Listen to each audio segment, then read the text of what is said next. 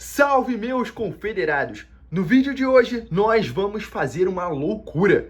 E se você pudesse voltar no tempo até o Jardim do Éden e impedir Adão e Eva de comerem a fruta da árvore proibida? Como que seria essa história? Preparado? Então vamos lá!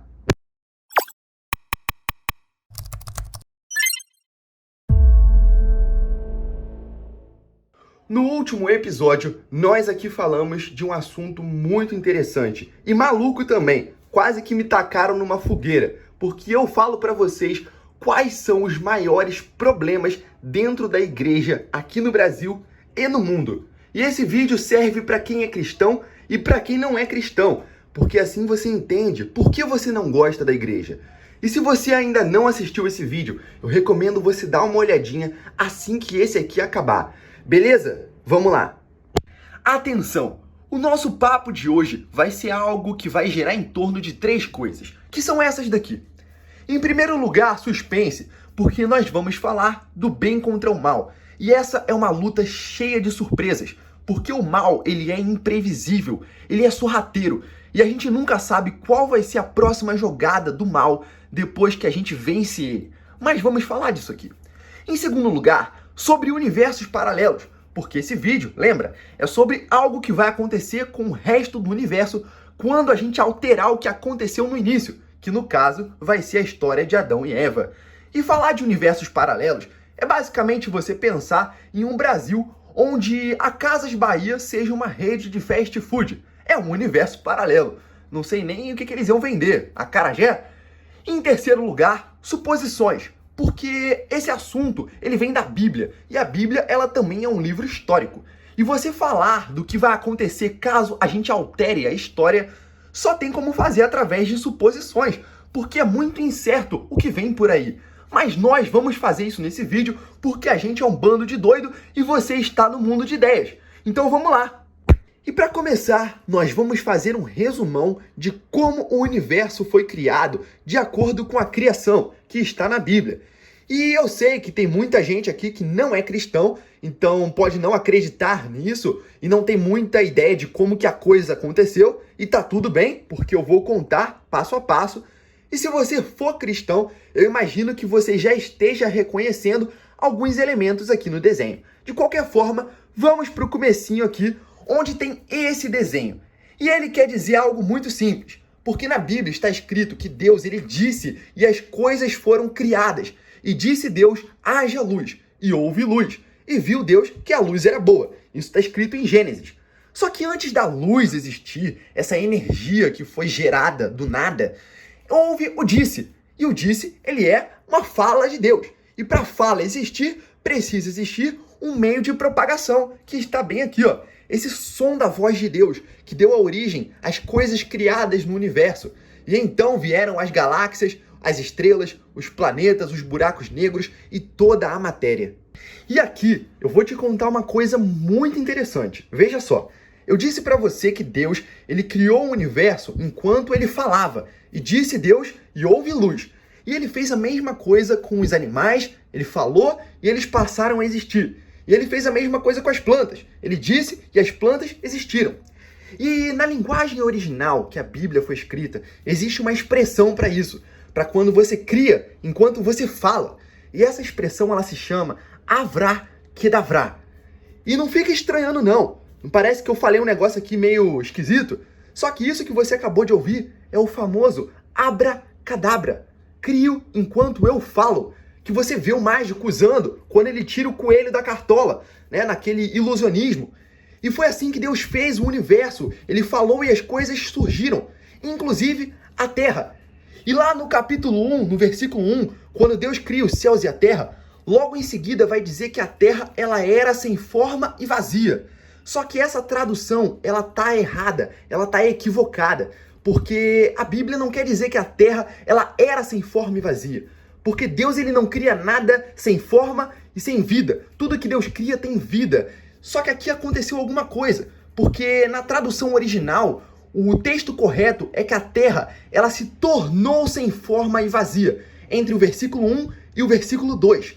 Então alguma coisa aconteceu aqui que deformou a terra e transformou ela nesse lugar caótico. O que será que foi que aconteceu?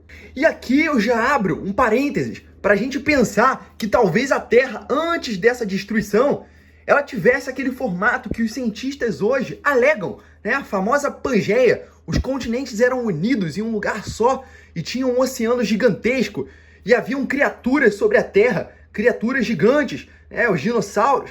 Porque, gente, eu sou cristão, mas eu não consigo negar quando eu entro em um museu e eu vejo aqueles fósseis. Eu não consigo dizer que aquilo é invenção. Eu sou cristão, mas eu não sou idiota. E eu consigo muito bem conciliar essa história com esse período da Terra, antes dessa destruição que aconteceu no capítulo 1, no versículo 2, que fez a Terra se transformar em outra coisa, que pode ser isso que a gente conhece hoje em dia, com os continentes separados, tudo diferente, depois dessa grande catástrofe. Estão me entendendo? Porém, depois dessa suposta devastação, a Terra ela não estaria habitável ainda para a gente colocar o ser humano. E Deus ele precisaria reformar esse planeta, colocando as coisas nele. E é daí que vem o relato de Gênesis, quando Deus ele vai falar e vai surgir as plantas, vai surgir os animais e vai surgir a água. E Deus ele separa essa água, né? A água que vai ser do mar, a água que vai ser do lago, dos rios e por aí vai. E logo em seguida Deus vai criar o homem, o primeiro deles, que vai se chamar Adão.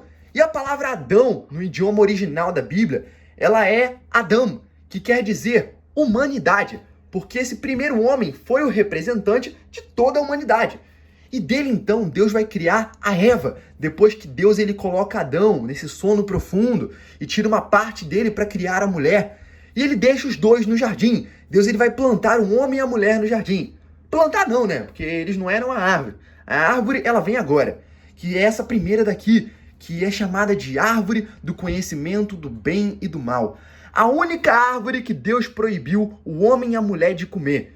Eu aposto que a fruta desse negócio aí era pera. Eu sempre digo isso. Pera é um fruto horrível. Deus ele não iria querer que o homem comesse essa fruta horrorosa. Então ele poupou a humanidade da pera. E aí também tinha outra árvore no jardim, chamada de árvore da vida. Essa era boa.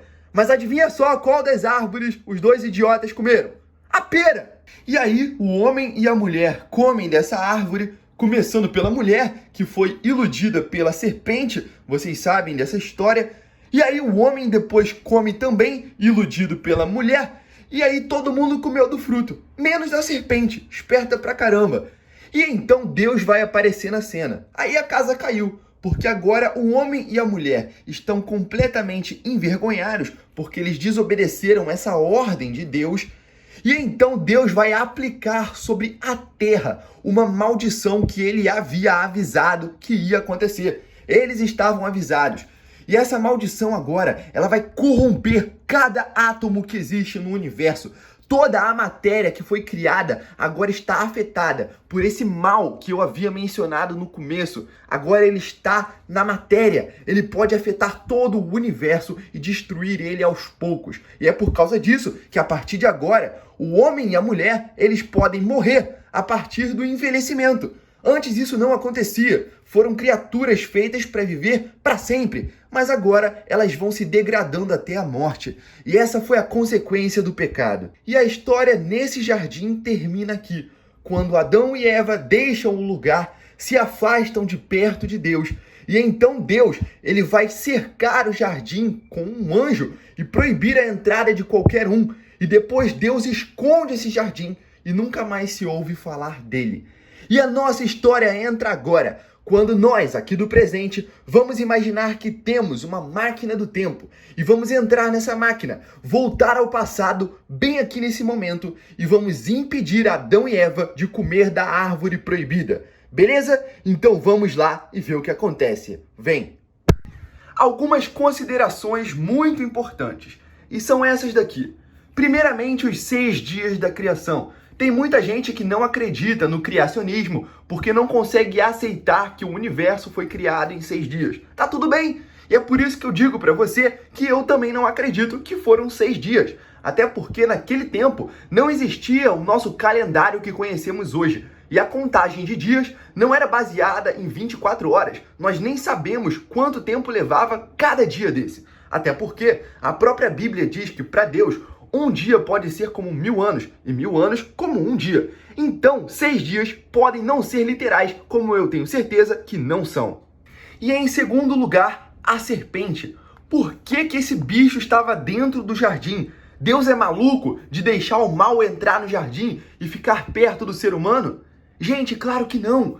Aqui a serpente, ela foi uma opção para o ser humano provar o amor a Deus. É só você pensar na seguinte analogia. Você é casado e você tem a sua esposa. E então você coloca uma coleira de cachorro no pescoço dela. E isso impede ela de fazer qualquer coisa errada contra você. E aí eu te pergunto, por acaso isso é amor? Você prender alguém? Não, o amor está na liberdade de você dar a opção da pessoa errar e mesmo assim ela optar por fazer o certo, por ter amor a você. Então Adão e Eva precisavam dessa opção, da serpente, da árvore, justamente para obedecer a Deus e não comer dessa árvore e então provar o amor deles e a fidelidade a Deus. Estão me entendendo? E agora começa a nossa viagem no tempo. E aqui está você, dentro do Jardim do Éden, após ter atravessado um portal que veio do futuro, e você está usando um traje especial e chega no jardim bem no momento em que a Eva está sendo seduzida pela serpente que está de pé ao lado dela, porque sim, a cobra ela tinha patas antes de ser amaldiçoada por Deus, e quem sabe ela pudesse ficar de pé.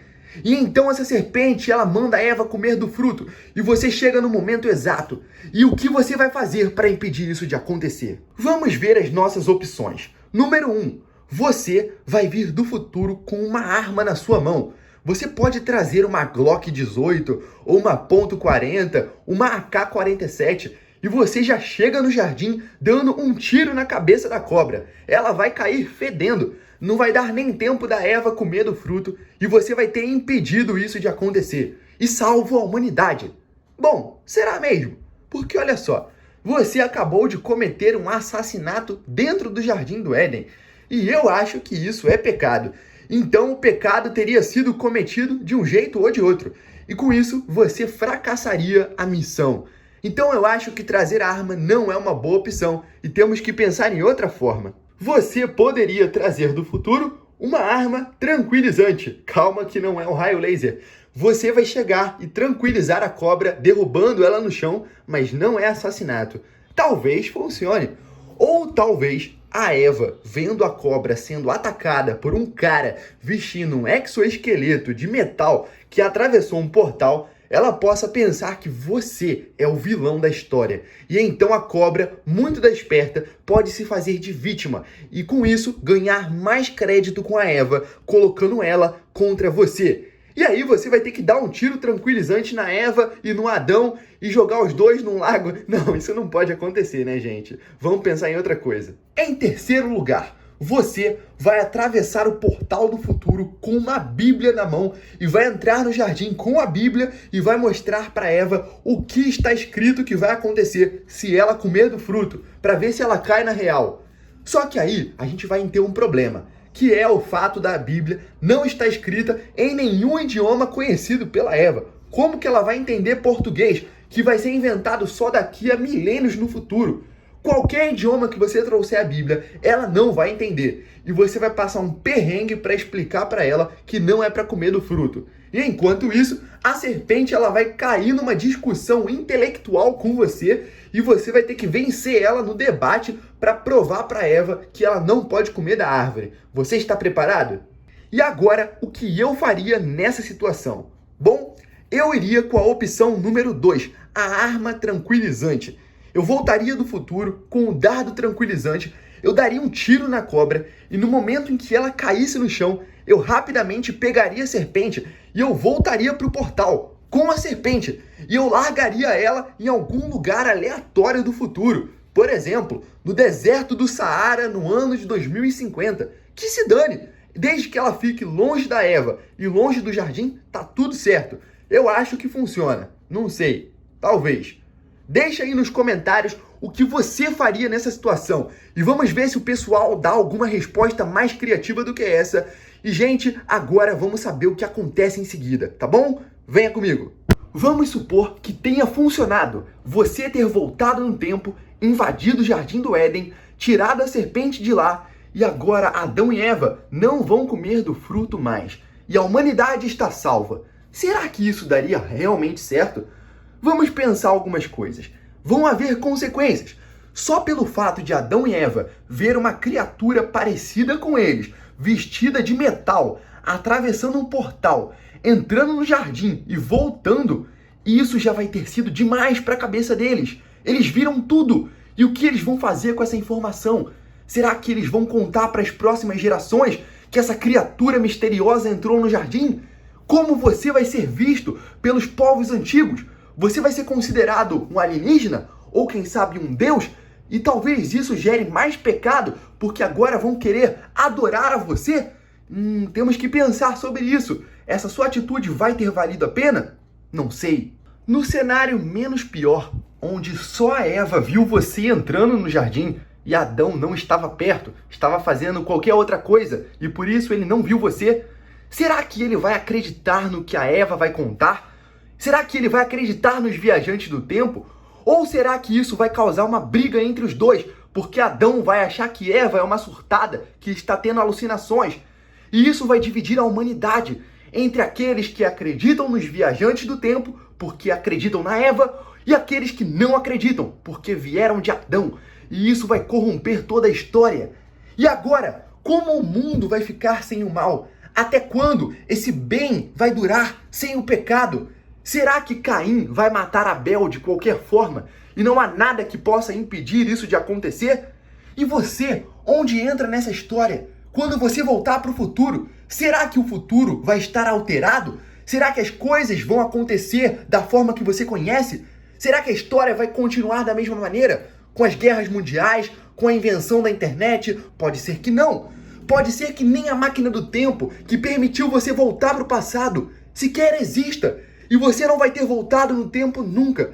E aqui vai se criar um paradoxo que vai entrar em uma coisa muito confusa que não é nosso tema nesse vídeo. Mas eu quero que você reflita nas consequências dessa atitude e se elas realmente valerão a pena voltar no tempo e alterar a história.